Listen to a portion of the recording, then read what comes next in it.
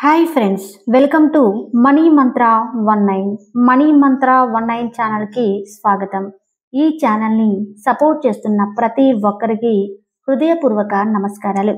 ఈ వీడియో చూస్తున్న ప్రతి ఒక్కరూ గురువుల అనుగ్రహంతో, విశ్వం యొక్క ఆశీర్వాదంతో ఐశ్వర్యవంతులవునుగాక. తదాస్తు. ఎవరైతే మన ఛానల్ను మొదటిసారి చూస్తున్నారో తప్పకుండా సబ్స్క్రైబ్ చేయండి. మరిన్ని వీడియోలు చేయడానికి సహకరించండి. ఈ ప్రపంచంలో అన్నిటికంటే శక్తివంతమైనది మనస్సు అని అందరికీ తెలుసు. ఎందుకంటే ఏదైనా పనిని పూర్తిగా మనసు పెట్టి చేస్తే దానిలో ఖచ్చితంగా విజయాన్ని సాధించవచ్చు.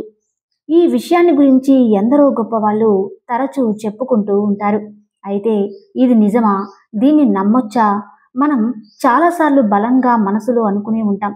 కానీ ఎందుకని అలాంటి విషయాల్లో సక్సెస్ అవ్వలేకపోతున్నాం?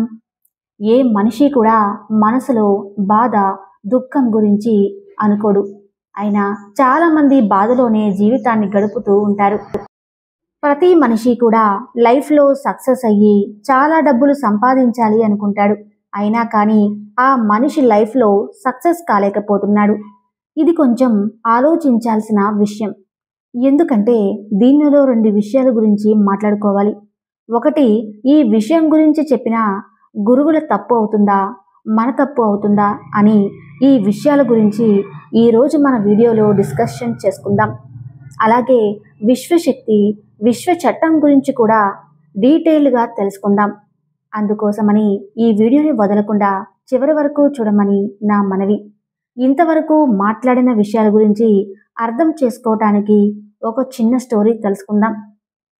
ఒక ఊరిలో ఒక వ్యక్తి ఉన్నాడు. అతని జీవితం అంతా కూడా దుఃఖంతో నిండిపోయింది. అతను ఏ పని తలపెట్టినా కూడా పూర్తవకుండా సగంలోనే ఆగిపోవడం జరుగుతుంది. అలాగే అతనికి ఎవరూ కూడా సహాయం చేయట్లేదు.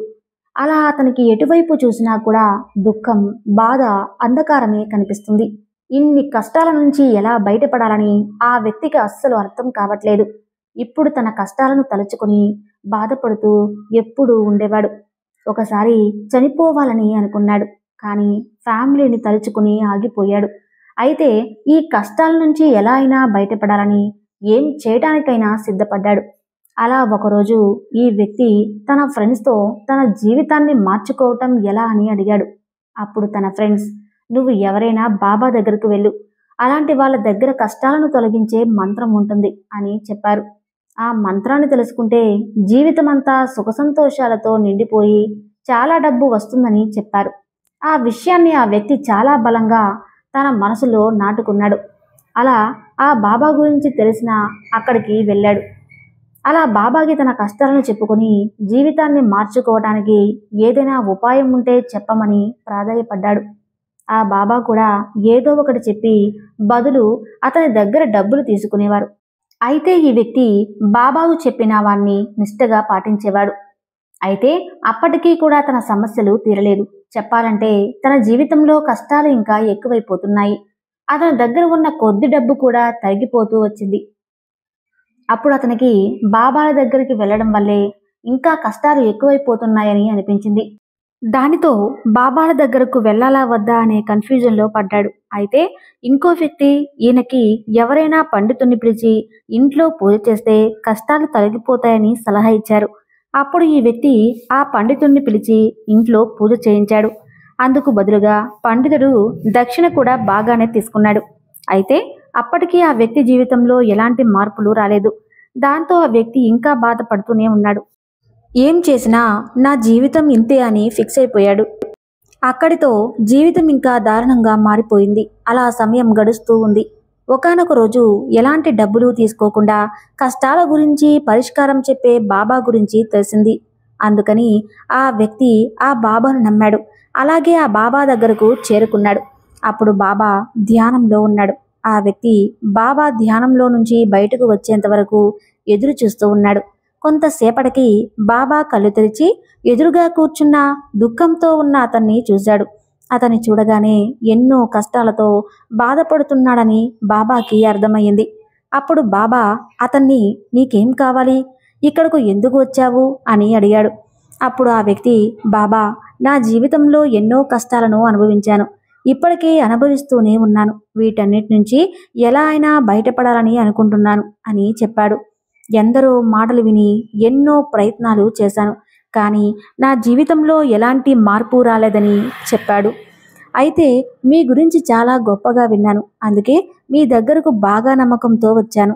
ఏదో ఒక మార్గం చెప్పి కష్టాల నుంచి నన్ను దూరం చేయండి అని ప్రాధేయపడ్డాడు. మీరు ఎంత కష్టమైన పని చెప్పినా కూడా నేను చేయటానికి సిద్ధంగా ఉన్నాను అంటాడు. అప్పుడు ఆ వ్యక్తి ఎంత దుఃఖంలో మునిగి ఉన్నాడో ఆ విషయం ఆ బాబాకి అర్థమైంది.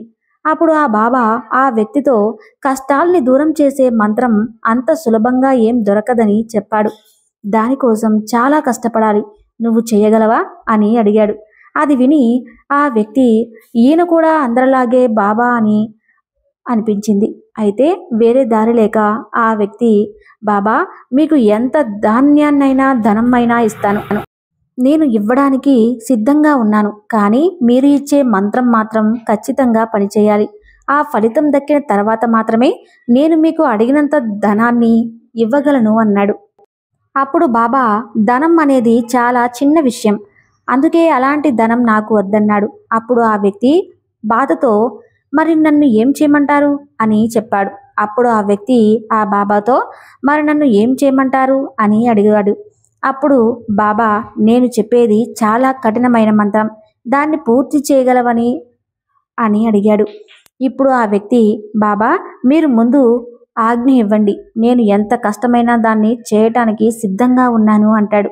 అప్పుడు ఆ బాబా ఆ వ్యక్తితో, నువ్వు ఇంటికి వెళ్ళే దారి గుండా వెళ్తూ ఉండగా మనసులో నేను ఆనందంగా ఉన్నానని పదే పదే చెప్పుకుంటూ వెళ్ళు అని అన్నాడు. అలాగే ఈ మంత్రాన్ని బయటకు అనకూడదు, కేవలం నీ మనసులో మాత్రం అనుకుంటూ వెళ్ళాలి అన్నాడు. అది విన్న వ్యక్తి, బాబా ఇంతేనా, అయితే నేను చాలా సింపుల్గా చేయగలను, కానీ దీనివల్ల ఏం జరుగుతుంది అని అన్నాడు. అప్పుడు ఆ బాబా, ఎలాగో ఎందరో చెప్పిన మంత్రాన్ని పాటించావు, నేను చెప్పిన మంత్రాన్ని కూడా ప్రయత్నించి చూడు అన్నాడు. అప్పుడు ఆ వ్యక్తి సరే అని చెప్పి అక్కడి నుంచి వెళ్ళిపోయాడు. అప్పుడు బాబా అతనితో, నువ్వు ఈ మంత్రాన్ని జపిస్తున్నప్పుడు కోతులకు సంబంధించిన ఏ ఆలోచనలు రాకూడదు అన్నాడు. అలా అయితే ఈ మంత్రం పనిచేస్తుంది అని చెప్పాడు. అది విని ఆ వ్యక్తి, నేను ఇంతవరకు కోతుల గురించి ఎప్పుడూ ఆలోచించలేదు, ఇప్పుడు మాత్రం ఎందుకు ఆలోచిస్తానని చెప్పి అక్కడి నుంచి వెళ్ళిపోయాడు. అలా మంత్రాన్ని జపిస్తూ వెళ్తూ ఉండగా సడన్గా కోతులకు సంబంధించిన ఆలోచన వచ్చి వెళ్ళిపోతూ ఉంటుంది. అలా వెళ్తుండగా కోతుల యొక్క ఆలోచనలు ఇంకా ఎక్కువైపోయాయి. కొంతసేపటికి తేరుకున్న వ్యక్తి మళ్ళీ మంత్రాన్ని జపించడం మొదలుపెట్టాడు. అలా వెళ్తూ ఉండగా సడన్గా అతనికి ఎదురుగా ఒక కోతి వచ్చింది. దానివల్ల మళ్ళీ కోతి యొక్క ఆలోచనలు మొదలయ్యాయి. మళ్ళీ తేరుకొని మంత్రాన్ని జపిస్తూ ఇంటికి చేరుకున్నాడు. అలా ఇంటికి వెళ్ళగానే భార్యతో, కోతి నాకు తినడానికి భోజనం వడ్డించు అని అనేశాడు. వెంటనే తేరుకొని, నేనేం చెప్పాను, ఇంతవరకు ఎప్పుడు కూడా నేను కోతుల గురించి ఆలోచించలేదే, కానీ ఈరోజు ఎందుకు అవుతుంది, నాకు ప్రతి దగ్గర కోతులు మాత్రమే కనిపిస్తున్నాయి. ఇదే విషయాన్ని ఆలోచిస్తూ ఉండగా ఆ రాత్రి అతనికి నిద్ర పట్టలేదు. మళ్ళీ ఉదయాన్నే ఆ బాబా దగ్గరకు వెళ్ళిపోయాడు. బాబా కాళ్ళ మీద పడి, అసలు ఏమవుతుందో తెలియట్లేదు బాబా, నాకెప్పుడూ కూడా కోతి గురించి ఎలాంటి ఆలోచన లేదు, కానీ నిన్న మీరు చెప్పినప్పటి నుంచి ప్రతి చోట కోతులు మాత్రమే కనిపిస్తున్నాయి, అసలు ఏం జరుగుతుంది అని దీనంగా అడిగాడు. అది వినగానే బాబా నవ్వటం మొదలుపెట్టాడు. బాబా అతన్ని మనసులో అర్థం చేసుకోవటం అంత సులభమేమీ కాదు. నువ్వు మొదటిసారి నా దగ్గరకు వస్తున్నప్పుడు కూడా ఎన్నో కోతులు ఎదురుపడ్డాయి, కానీ అప్పుడు నీ దృష్టిలో కోతులు అస్సలు లేవు, కానీ నీ మనసులో కేవలం కష్టాలు మాత్రమే ఉన్నాయి, అందుకే వాటిని పట్టించుకోలేదు. మనం ఏ విషయం నుంచైనా దూరంగా పారిపోవాలని చూస్తాము, అది మన మనసులో బలంగా నాటుకుపోతుంది. దానితో మనం ఎంత వదిలించుకోవాలనుకున్నా అది మనల్ని వదిలిపెట్టదు. మన పైన ఆనందంగా ఉండాలనుకున్నా మనసులో లోపల నాటుకుపోయిన విషయం మాత్రం గుర్తుకు వస్తుంది. అందుకే నేను ఆనందంగా ఉన్నాను అని ఎంత తరించినా కూడా నిజానికి సంతోషంగా ఉండలేం. ఎప్పటి వరకైతే మన లోపల ఉన్న బాధను బయటకు తీయము, అంతవరకు మనం ఆనందంగా ఉండము. అది విని ఆ వ్యక్తి బాబాతో, బాబా అయితే మీరు చెప్పిన మంత్రం మనసులోకి వెళ్ళాలంటే ఏం చేయాలి అని అడిగాడు. అప్పుడు నువ్వు నీ కష్టాల నుంచి పారిపోవటానికి ప్రయత్నం చేయొద్దు, వాటిని ఎదుర్కొని నిలబడు. నువ్వు అప్పటి వరకైతే కష్టాల నుంచి తప్పించుకోవాలని అనుకుంటూ ఉంటావో అప్పటి వరకు నీ బాధ తొలగిపోదు. అందుకే కష్టాన్ని ధైర్యంగా ఎదుర్కొని వాటి గురించి ఆలోచించడం మానేస్తే అవి వాటంతట అవే నీ నుంచి తొలగిపోతాయి. ఈ కథ ద్వారా మనం అర్థం చేసుకోవాల్సిన విషయం ఏంటంటే, మనం దేని గురించైనా ఎక్కువగా మనసులో ఆలోచిస్తూ ఉంటామో అదే మన రియల్ లైఫ్లో కూడా రిఫ్లెక్ట్ అవుతూ ఉంటుంది. ఒకవేళ మనం నిజంగా కష్టాల్లో ఉన్నా కూడా దాని గురించి బాధపడుతూ పదే పదే ఆలోచించడం వల్ల కష్టం తొలగిపోదు, సరికదా? ఆ బాధ మరి కాస్త ఎక్కువ అవుతుంది. అందుకే మనం ఎలాంటి పరిస్థితుల్లో ఉన్నా మనసును శాంతంగా ఉంచి ప్రాబ్లం నుండి బయటపడేందుకు ప్రశాంతంగా ఆలోచించాలి. తద్వారా జీవితంలో వచ్చే ఎలాంటి ప్రాబ్లమ్స్ అయినా ఎదుర్కొనే ధైర్యం మనసులో బిల్డ్ అవుతుంది. ఇలా మీకు ఎలాంటి సమస్యలున్నా కూడా మీ మైండ్కి పదే పదే పాజిటివ్ ఆలోచనలు పంపిస్తూ ఉంటే మెల్లమెల్లగా మీ మనసు మారి పరిస్థితులు కూడా మారుతూ ఉంటాయి. ఇలా పాజిటివ్గా చేయటం ద్వారా మనం అన్నీ మర్చిపోతాము. ఎప్పుడూ పాజిటివ్గా థింక్ చేస్తే మనలో ఆలోచనలు ఎప్పుడూ మంచిగా ఉంటాయి. మనం దేని మీద ధ్యాస పెడితే అవే మనకు జరుగుతాయి. చూశారు కదండి.